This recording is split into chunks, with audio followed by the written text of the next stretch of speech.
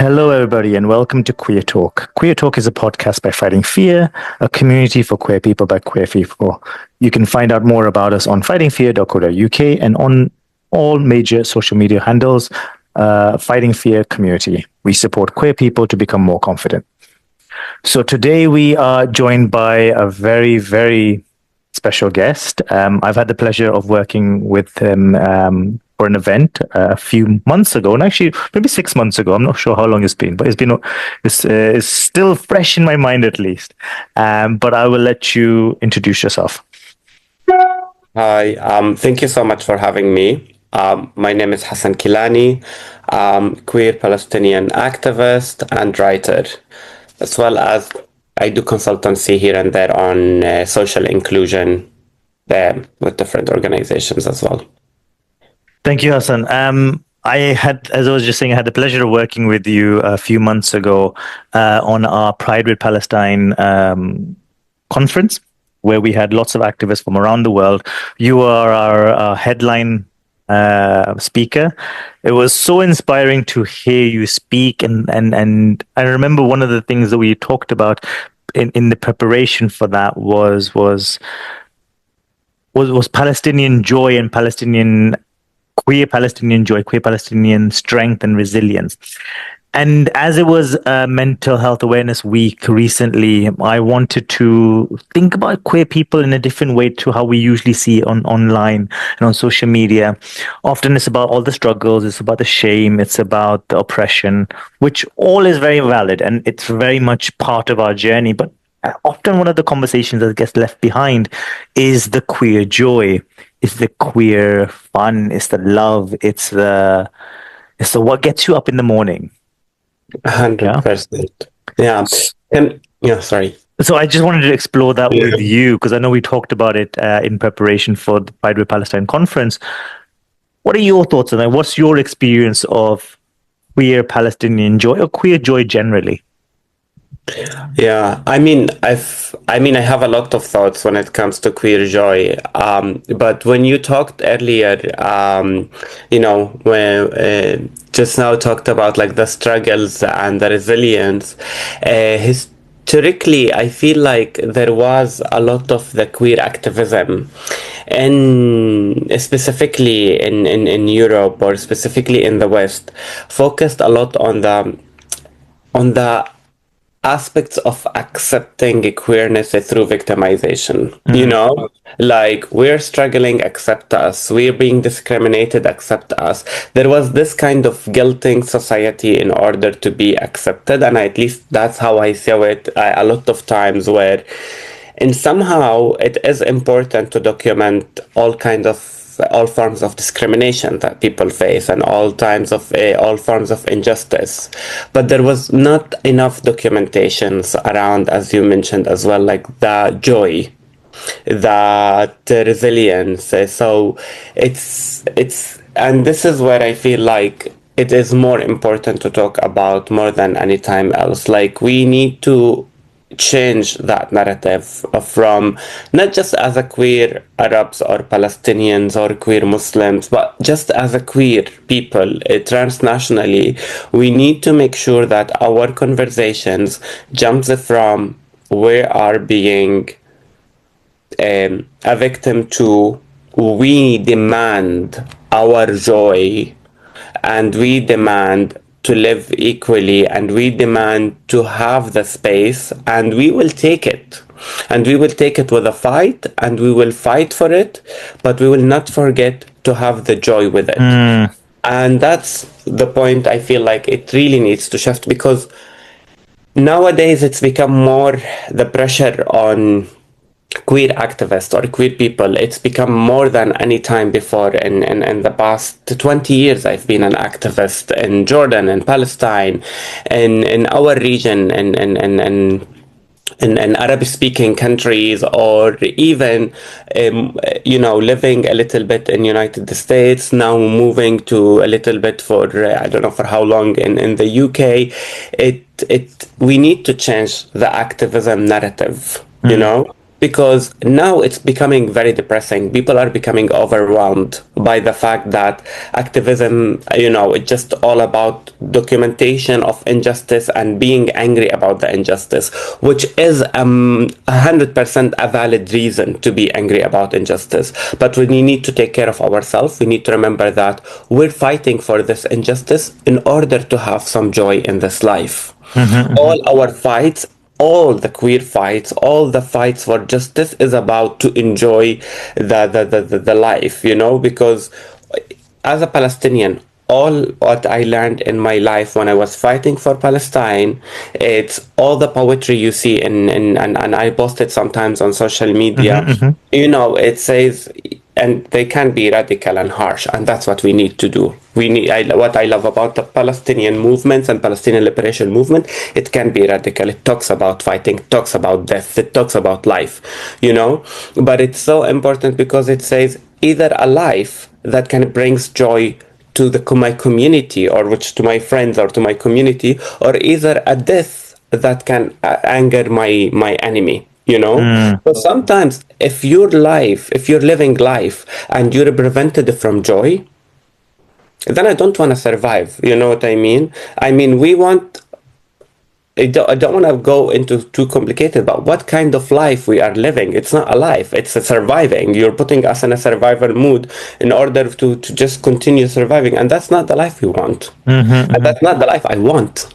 I know that I am Hasan. What I learned from my Palestinian history and what I learned from my queer history, where both of them can meet all the time, that I'm not I don't want to just survive. I want to fight until I have the joy that matters to my community, that matters to my friends, And this is 100%. really, for me, when we talk about activism. There's also other aspects of joy, which also we really need to embrace here. What is joy? When we think, what is joy? What brings joy? I just want to read this little a little bit of a passage that I found when the genocide began in Gaza. Queering the Map posted a number of entries from queer Palestinians in Gaza. There's one that really caught my eye, and I wanted to just read it out. I've always imagined you and me sitting out in the sun, hand in hand, free at last. We spoke of all the places we could go if we could.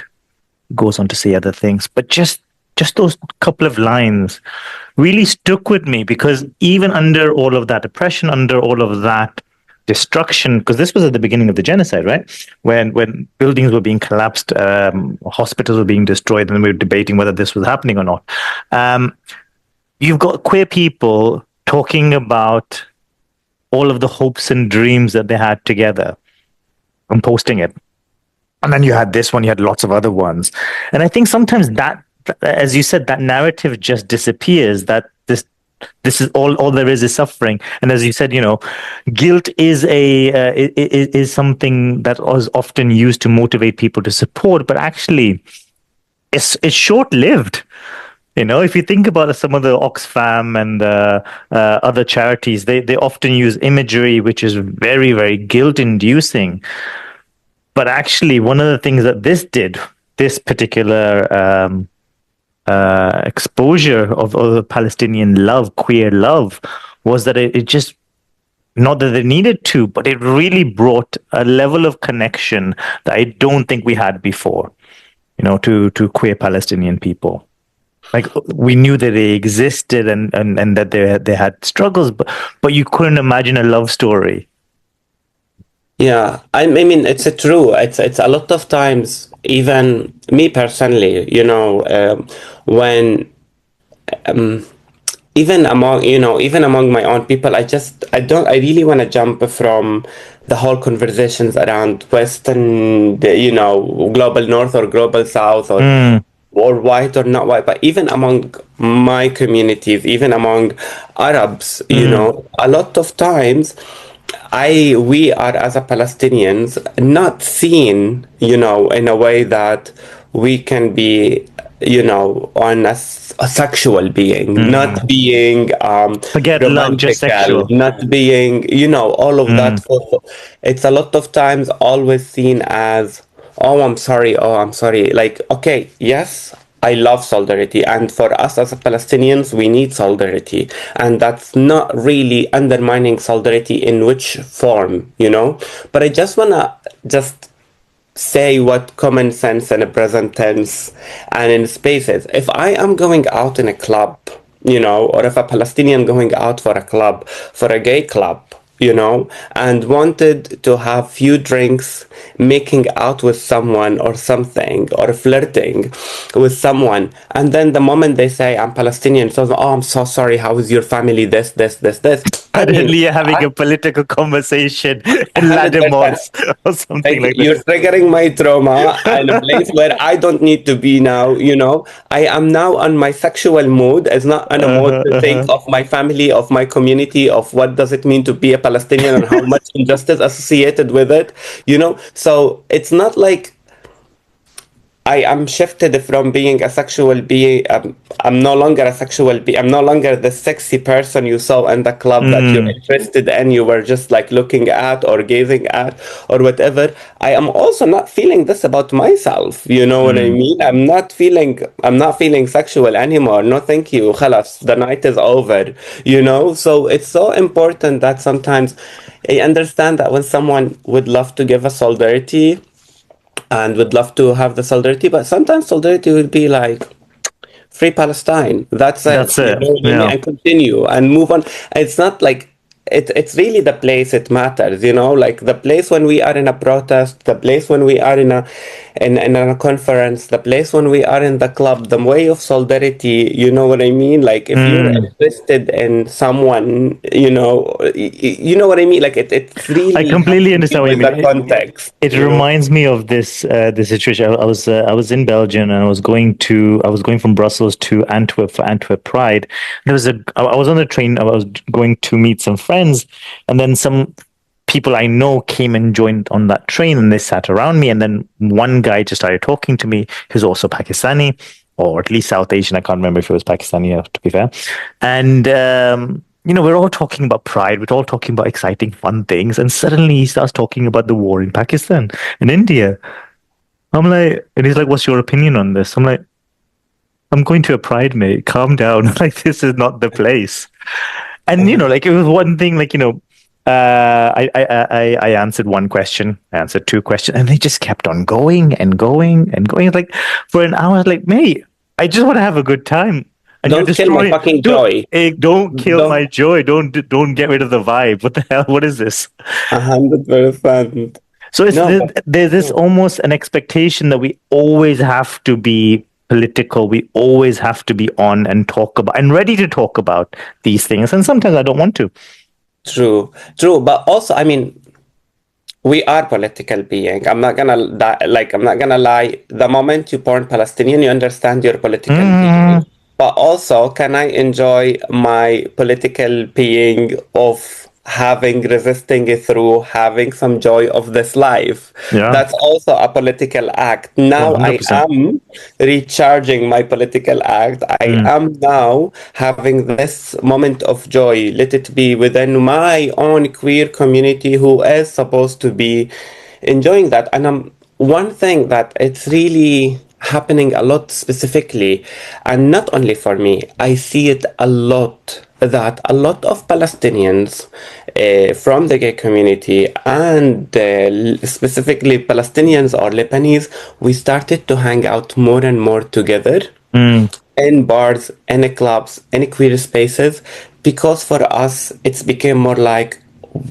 people outside become a trigger, which is yeah. even in their solidarity, because you have this moment where, some of them with solidarity, some of them they want to give you microaggression or aggression, and Mm, so therefore you feel like, okay, like if I hang out with Palestinians and Lebanese, I will be protected.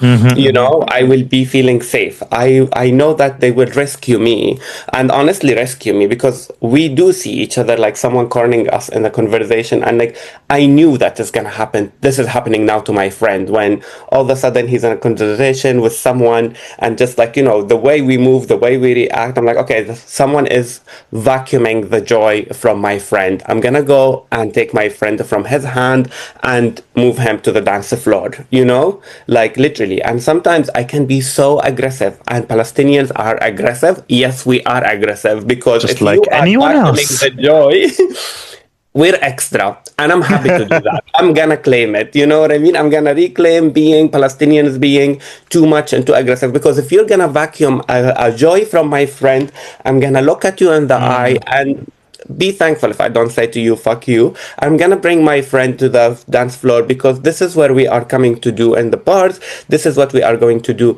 in the party. This is where we are to do in gatherings. We're coming to have fun, to enjoy life. Stop cornering us and bring us into conversations.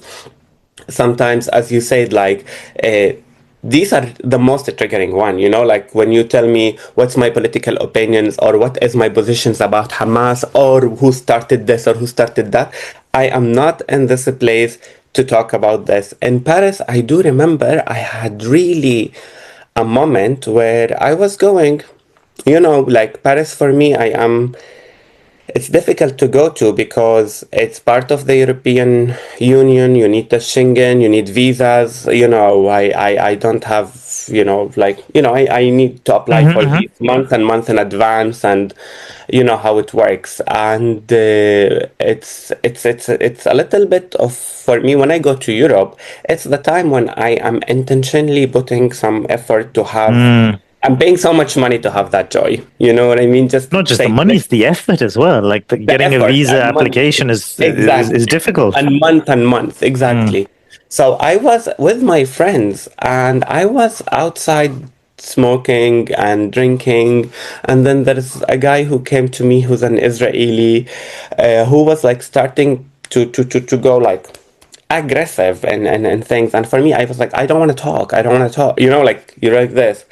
And then, because he started saying he's French and this, and he ended up, and they drag you. You don't want to be like really dismissing, but then when I reach to the point where I understand when someone is trying to take me there, so I like cut here. I'm like, no, thank you. I'm not interested talking to you. Just as simple as that. I need that to be respected, but they don't respect it. Like, this is for me, it's like a violation of my space. This should be illegal to come to force me to talk when I tell you I am not consenting for you to talk. Like, literally, these are the words I use. You're violating my space. And he was going on and on. And then I looked at my friend. I looked at my friends, and like, literally, they are from different Arab countries, and I was shouting at them. I was like literally saying, "Oh my God, you guys been living in France for that long, and you did not even know how to, like how to create these spaces for Arabs to feel safe within queer spaces." Like, I mean, sometimes we complain about London, but in London, if you tell someone to stop, they They'll would stop. stop. They would stop. In London, there is some level of awareness. It's like, if I am not okay with that, literally, you literally going to be kicked outside of this club. If it's not like, violently. So in Paris, I felt like, oh my God, like, I was angry, because I was like, we are a few Palestinians or a few Arabs or a few people from the global south, but we somehow have taught the queer spaces, the most problematic gay spaces, have been a little bit some control around consent and around what to talk and what to say, and when you say stop, stop. But in Paris, I was like, I really felt it triggered, and I was like, you know what I mean? It doesn't feel safe, and this is really problematic when you as a Palestinian cannot feel safe in a queer space.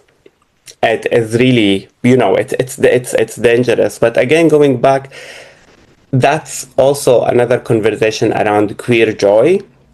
Queer joy should be inclusive of everyone.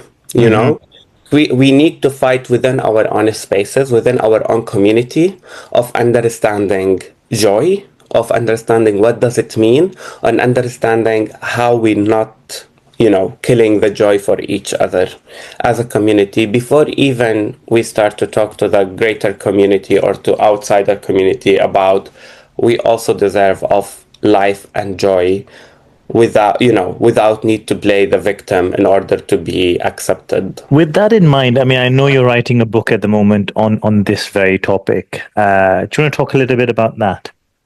Yeah, I mean, it's the process has started in December 2023.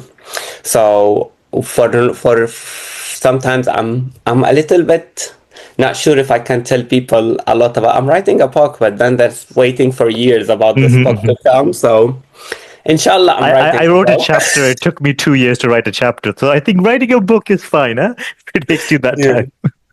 So this is again for it's when it started, I started to write this and send it to my friends and Mhm. telling them, do you think it makes sense to write or not to write? And they were like, do you think this will be perceived well? Do you think this will be read? And then they told me, listen, these are most beautiful stories that at least the queer Palestinians, the queer Arabs, needs to read it. Mm. It doesn't need to be for everyone, but I can tell you that everyone will be relate to it. Every queer person will relate to it. Do you think this is your personal stories? Because sometimes when I write these stories, and they are auto fiction, so it's basically my stories but with some fiction with it, and it's sometimes I step back and I ask my friends, like, be honest with me. Like, I'm not the center of the world. Like, do anyone care about these stories?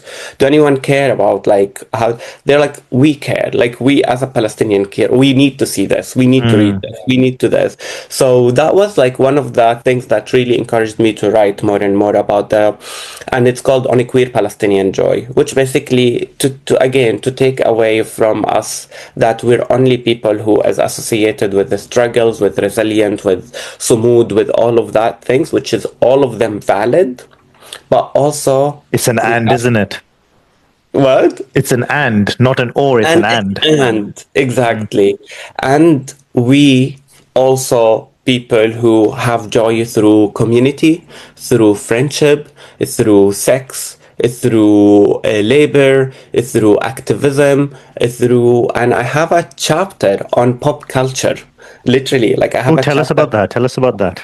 So I'm still like not sure what is it going to be called, but my first title on it called On Haifa, which is Haifa Wahbi is like Oh my very God, I love Haifa Wabi. Haifa Wabi, Nancy Hajurum. These are my yeah. divas. Yeah. And so, but Haifa specifically, I'm a team Haifa, I'm not team Nancy. I'm sorry, but I Ah. understand that Nancy can be read differently. But I am, but not because I also have some issues with when I growing up. Nancy was always seen beautiful because she has a lighter and fair skin and blue eyes. So Mm. for me, I always hated her for that. So I'd love this. Haifa is this Muslim woman from the south of Lebanon, from a conservative Mm. village that she has been always an underdog. She went through real struggle where her child took away from her, where she was already set for failure, and she became an icon of of how Of the you Arab world, but okay, have, queer world. I yeah, mean, like, how you I grew up thrive. with this. Yeah, and even though like when I talk about her, I'm talking about she is also claiming, like she is in her Mm. interviews talks about, yeah, I don't have the greatest voices. I don't have the most vocals. I don't have this. I don't have that. But what I have is that what people wanted to see, and that's what I really love about her. Like she also have lots of coding. Like my favorite part when, do you know these things about when you ask celebrities what's in your bag and what's something you can't live without? Hmm. And when she answered, and Haifa, she's known as being a sex icon, right? Like she put sexuality over there. She was one of the most sexual, and she's happy, she's proud of it. She didn't hide it. And when they asked her, what things that you will never leave without in your bag? And she said, Eyeliner. the Holy Quran. And I Oh, was like, this is my girl, like things you can't live without. eyeliner, because she's always got this amazing eyeliner. No, not my phone, not this, not that. I can't leave. One thing will never leave my bag, the Holy Oh, I Quran. love that. And That's it is beautiful. something because for us is what is the queer message there? Mm. What is the queer message there is like because she is someone who's associated a lot with like being very sexy, having her outfits over there, being over the top on, with her messages. But this is and then saying that the Holy Quran never left her bag, it talks a little bit of contradiction, you know, To and me, it that's kind of like brings in a little bit of the and again, isn't it? It's not, she's not just a sex symbol. She's not just a queer icon. She's also a Muslim woman. exactly, and that also reminds us of like you can't be Muslim and queer. You can't Mm-hmm. be this or that, and that's kind of like you can. I'm like, no, you can, no, you can. You know what I mean? There is no such a thing, no such a rule, no such Mm. a, and that's also like I have lots of readings through that, through her music videos, through her interviews, through things she says, and how I connected to like a queer joy, and how what Mm. did it mean for us, and her over the top campness, and the messages with her music videos are very like, I mean, one of my precise. favorite songs. I mean, I was just Googling Haifa Wahbi just now as you were talking, and I was like, actually, I don't speak Arabic, but I Yeah, know, if the chorus comes on, I know some of the words.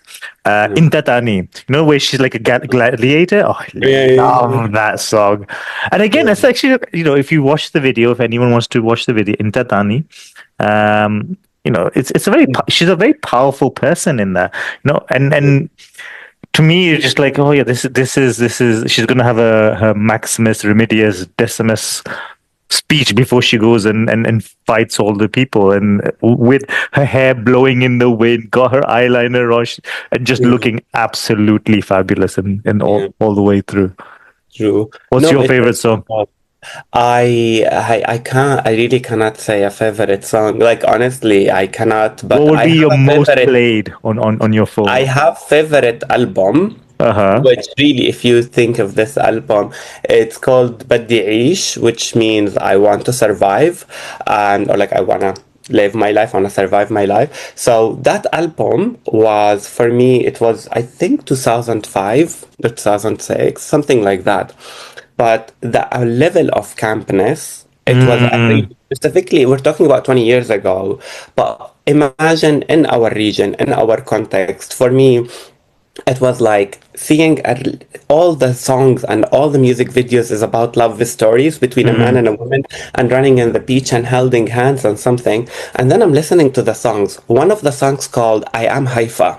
So she sings about herself. She sings about like, my nights are joyful. My day is something. So it's just like say like and literally I did not even understand the lyrics. And then sometimes my dad to have to explain to me is like, do you know when she say Anna, she's Anna Haifa, Anna Layli Hana, Anna Layli, look, that. So it's like, which my night is a joyful. It's like, do you know what my night is a joyful means? Talking about It's sex, right? like, exactly. She's talking It's about sex. like, And again, I think this comes back to that point that you're making.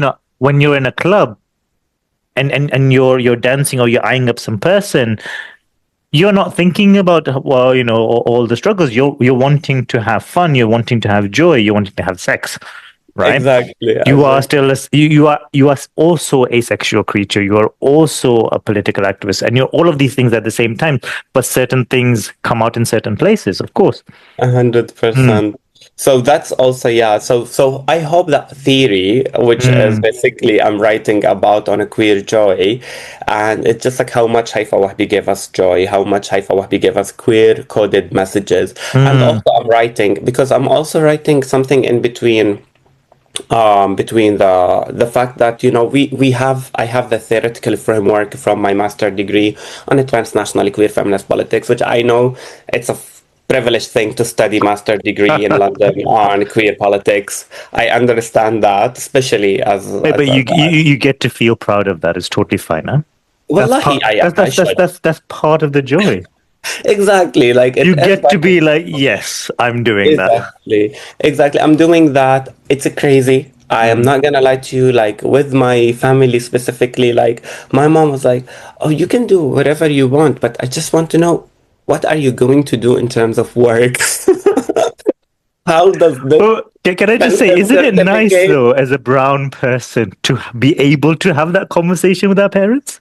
Because True. like if I think about some, or think about my undergraduate, and I think about some of my friends at the time, 20 or almost 20 something years ago, I had friends who were studying all sorts of stuff, and I was thinking, how the hell did your parents allow you to do this?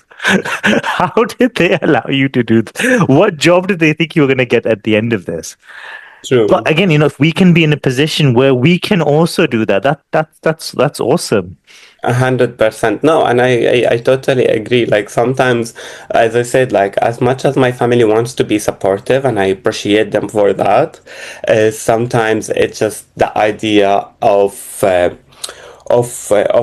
how can you end up like living life, how you Mm-mm. end up earning, because it's their limit. But again, speaking of joy, I also talks about of the joy of having a family that is Mm, loving and accepting, because this is not a lot of people.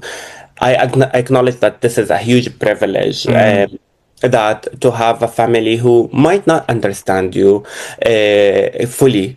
And also here it is very important point to talk about the global north and the global south. My family, who are like my parents, my family who grow up between Jordan and Palestine, specifically born in Palestine, facing displacement couple of times, not one time, not two times, starting over from zero. And when I say zero, I say like literally like no idea how we used to live life after surviving, facing displacement and reliving again.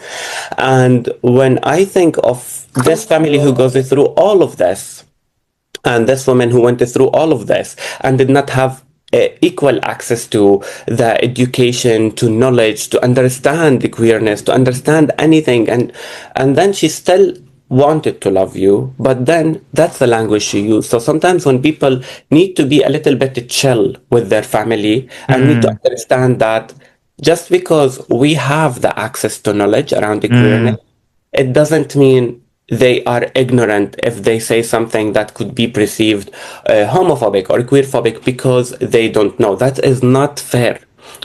It's fair if you know that they had certain knowledge, if they had access to certain universities, if they went around and around and around and then decided to be homophobic or queerphobic. mm, I understand that. But then I can't go to someone who is did not have any forms of justice when it comes to accessing information, and then go to them and say, oh, you're not accepting me, you don't love me because you don't use these definition or you don't use these wordings. I really tolerate any kinds of language and any kind of things coming from my family, and I laugh at it all the time because I correct it, but sometimes they even feel bullied by me because they're not saying the right thing, so I laugh at them. So it's like, okay, we don't know, like teach us. But the whole idea is, for me, the intention is there and the love is there, yeah. and the fear is not there. Mm, I don't have a fear from what they're going to think. They might really, the reaction could be crazy. My mom had some reactions growing up where she is like, what are you doing? Like, what is this? What does that mean? What is that? And then I would tell my friends, it's like, oh yeah, of course this will be her reaction, but why your reaction? Is like, I don't fucking care. Like why you are reacting. It's like, no, because for me, is regardless, they taught me to grow up without fear. And that's something I will be grateful for, because that's mm, something made me easily able to navigate joy, able to see joy, and able to say, here is someone is trying to kill my joy, I want to set my boundaries. And that is something I'm forever grateful for. It's like I grow up without that fear. The fear happens, I'm not gonna lie to you, through an activism, through traveling, through going to places, there is fear. But at least that fear of constant fear of acceptance or being part of a group or being included is not there. It's like, if you're not mm, include me, you're loser because I am mm. so cool, So, There's this thing, the idea that we have to have everyone accept us, and I don't necessarily agree with that. I think some people will accept us, some people won't, and that's okay. And those who don't accept us, as long as they can abide by, I guess, human decency, you know, I don't want you in my space. Please leave my space, or I will leave. And just don't follow me. exactly. And Yeah. and honestly, if this is your belief, and for me, that's always, if, for example, for any reason, if this is your belief, this is your values, this is this that is Mm, not accepting me, For It's me, fun. I always say, like, pray for a stone and don't throw it on me, or Mm, worship a stone. I don't know how to say it in English, but maybe yeah, worship a stone, but don't throw it on me. I don't mm. care what's your worship. I don't care what's your religious values. I don't care how you do this, but do not use Don't throw that it on to me. attack me. That's Mm. it. Like, worship a stone, but don't throw it on me. So for me, it really that is matter. It's like, yeah, you don't need to accept me. I don't need to be included within your space, and you don't need to be included in my own space if that is something your value tells you. I But guess one of the things I'm hearing from you is that actually what's helped you be this confident is not the lack of fear, is the bravery that was instilled in you through love. Yeah. Because it's not like you're absent of fear, as you said. I'm sure you get death threats. I'm sure you get people threatening you with all sorts of violence. yeah, But despite that, you're still going into that bar and eyeing up that guy and having that drink and dancing to Haifa Webby. All right. And then I think I guess think that's a really good point to kind of maybe finish on. What I'm hearing from you is that it's the joy is what allows the suffering to be almost worth it. Or if we're going to go through this, we have to have the joy, we have to have the love, we have to have the fun, the excitement, the silliness, the craziness, the stupidity that has to be there it if we're has going if we're going to survive this.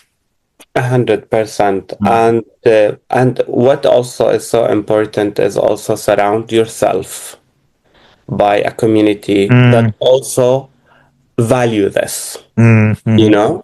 I want to surround myself with people value all forms of activism, and all of it is important, but I also want to surround myself with people also enjoy how to do activism, and at the same time understand that joy is part of the activism, and appreciate that joy could be different from one to another.